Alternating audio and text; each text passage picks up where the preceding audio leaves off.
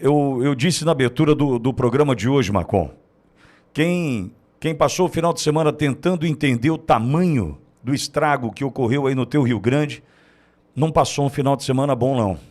Um final de semana de coração apertado, de uma voz embargada, um engasgo, sabe assim? É triste demais, Marcon. A gente, por exemplo, teve um vídeo de uma menina de Mussum. Essa menina passando ali, já a água baixou, já era o rescaldo, né, do que sobrou da destruição, e passou pela porta de uma loja, Marcon. Isso me fez chorar, porque ela passou pela porta de uma loja e ela falou, puxa, acho que é Benote, Betó, não me lembro o nome da loja agora. Ela falou Benoit. assim... Hã? Benoit. Benoit. Ela falou assim, nossa, acabou de arrumar a loja, acabou de ficar prontinha a loja, né, da destruição de setembro, né? E ela assim, assustada.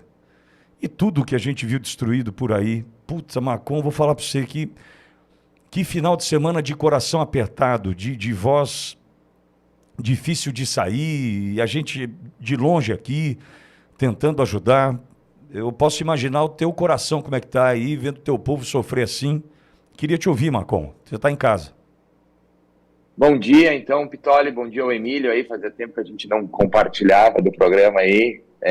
Bom dia é uma expressão, né, que a gente usa para saudar os amigos. Olha, que bom, que fico feliz até, Pitoli, de ver que tu tinha certeza que tu ia ter esse sentimento. Infelizmente, nem todos têm, né? A gente acordou hoje com uma charge da Folha de São Paulo que eu preciso externar aqui o meu repúdio, a minha ojeriza a esse grupo nojento que fez uma charge ridícula, debochando do povo gaúcho, né? Então, realmente é lamentável partes e setores da imprensa brasileira que riem da desgraça alheia. Marcon, né? peraí, como assim? Fez uma charge? Fez uma charge, acho que é bom tu até colocar no ar, eu coloquei no meu Twitter, rindo, colocando que a mãe dizendo para uma criança no telhado da casa não chorar que ia aumentar a inundação. Né? Então, é o tipo de coisa realmente que... Não. Você tem aí, João. Manda pro Edson, eu quero ver. Ah, não. Não é possível. É possível. Então a gente fica contente, sabe que a maioria dos brasileiros, Pitoli, Emílio e ouvinte, está nessa briga, né, conosco para reconstruir o Estado. Eu acho que os corpos ainda vão ser encontrados, tem muitos desaparecidos, né? A gente deve, olha, só de desaparecidos o Emílio me corrija se eu estiver errado, mas são mais de 100 Sim. pessoas que 111. foram levadas.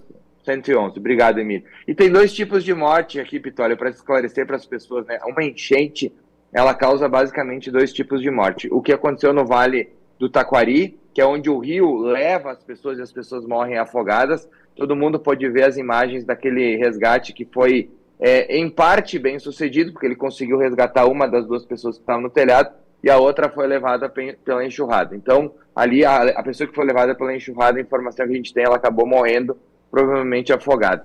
E o outro tipo de morte que a gente tem é a morte por deslizamento, né? Quando a pessoa ela é soterrada,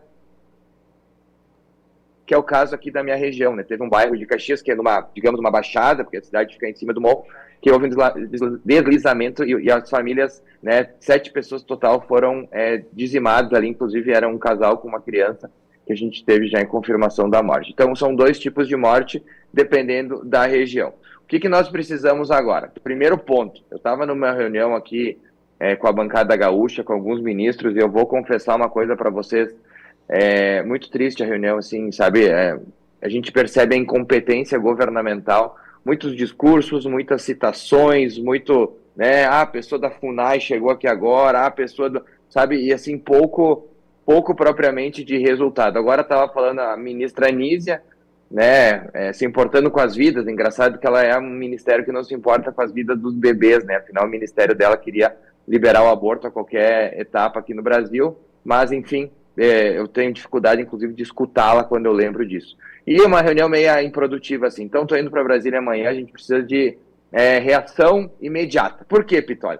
É bom lembrar que o Rio Grande do Sul é o 4º maior PIB do Brasil, e nós, ao longo dos anos, enviamos muito mais impostos ao Brasil do que propriamente recebemos de volta. Na proporção, quase cada R$ 4 que a gente envia, a gente recebe um de volta. Então, é uma proporção muito alta e esse dinheiro acaba ajudando áreas do Brasil que não são tão desenvolvidas e que precisam do recurso. Então, só que chegou a hora de nós mostrarmos a nossa terra arrasada. A situação aqui, eu tive lá na desgraça do ano passado, e uma coisa que me marcou muito, Pitoli, além disso que tu falou, são as pessoas vivas lamentando, né, os seus bens perdidos. Eu tive uma situação que eu nunca vou me esquecer, que o prefeito me comentou que era uma mãe que tinha enterrado o filho há uma semana, 10 dias atrás, e o corpo no cemitério tinha sido levado. Então, era um velório duplo para aquela mãe, né, porque ela não tinha mais nem a referência de um lugar onde o filho estava no momento da dor. Então, são tantas histórias aqui que a gente tem no Rio Grande do Sul de tristeza, mas também de superação. Ontem eu estava ajudando na separação, no descarregamento de caminhões, enfim, de donativos. Não paravam os donativos, isso é muito bonito, né, de a gente ver, e coisas assim, desde água, remédio, tudo que foi pedido a gente estava recebendo. Então, o povo unido aí, ele mostra que também a gente não precisa tanto do Estado, né? Porque se fosse esperar pelo Estado, nós estaríamos fazendo reunião para marcar uma reunião, para decidir quando que ia chegar o barco, para decidir, sabe? Se não fosse os civis aqui no Estado e os bombeiros e a Defesa Civil, enfim, eu te dou certeza, Pitoli, que as mortes teriam sido muito maiores e a desgraça seria muito maior. Nesse momento faz sol, não há uma nuvem no céu aqui em Caxias do Sul, graças a Deus.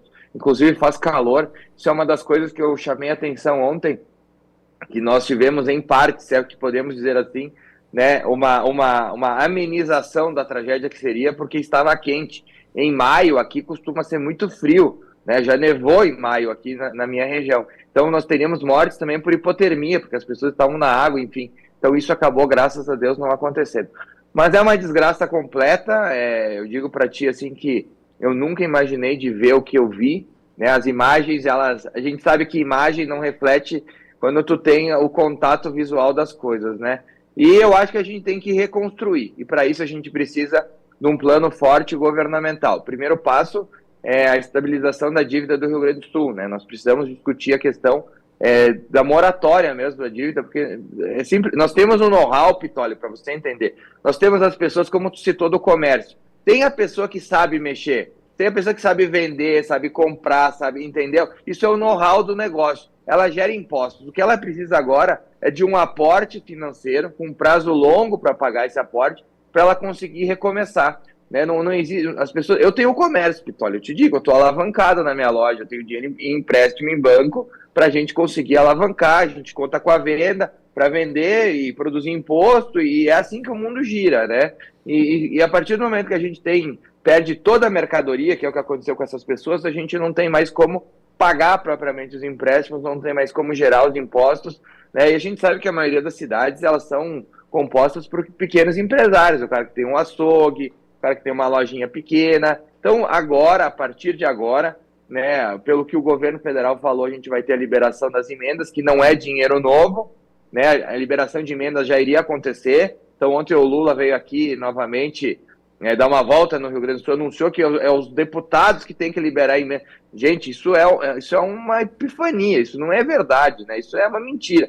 Quem libera recurso é o governo federal, que nós indicamos ainda em novembro do ano passado. Então, nós não temos dinheiro novo até agora anunciado, parece que vai se anunciar, mas até esse momento não tem. O que saiu da reunião até agora, só para passar para as pessoas, o ministro Renan Filho falou que as prioridades serão a liberação das estradas de abastecimento. Então, as BRs que ligam para o abastecimento, né? Aí entra combustível, comida para os animais, né? Comida para as pessoas, obviamente. Então, essa vai ser a prioridade, é o que a gente tirou de uma reunião de 1h30, 1h40 até agora. Então, basicamente é isso, Pitoli. A gente tem que olhar para frente, tem que trabalhar. O povo gaúcho sempre trabalhou muito, né? Não é à toa que nós somos um estado considerado aí exportador de trabalhadores, né? Brincam-se que a gente ajudou a colonizar o Mato Grosso, ajudar estados ali que também voltaram a se desenvolver. Então, o trabalho não é um problema para o povo gaúcho. É claro que a gente precisa de recursos, né? Não tem como nós fazer uma plantação sem ter semente, sem ter enxada. Então, é isso que eu quero explicar para as pessoas. Nós precisamos, neste momento, dos insumos para que o nosso trabalho possa ser bem empregado.